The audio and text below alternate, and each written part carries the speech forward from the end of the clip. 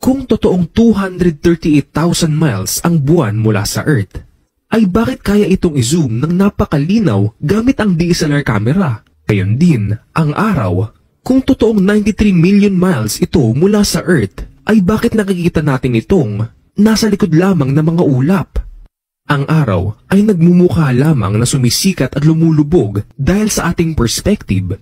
Ibig sabihin, kapag papalayo sa atin ng isang bagay, ay lumiliit ito ng lumiliit hanggang sa hindi na natin ito makita. Ganito rin po ang mga barko sa dagat.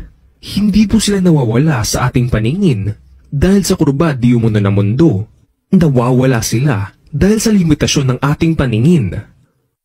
Ngunit kung gagamit ka ng zoom camera, ay makikita mong sila ay naroon pa rin. Ang tubig naman po kailanman ay level o patag kahit ano paman ang shape ng lagayan nito. Kaya imposible na kumurba ito sa isang globo. Hindi po globe ang Earth.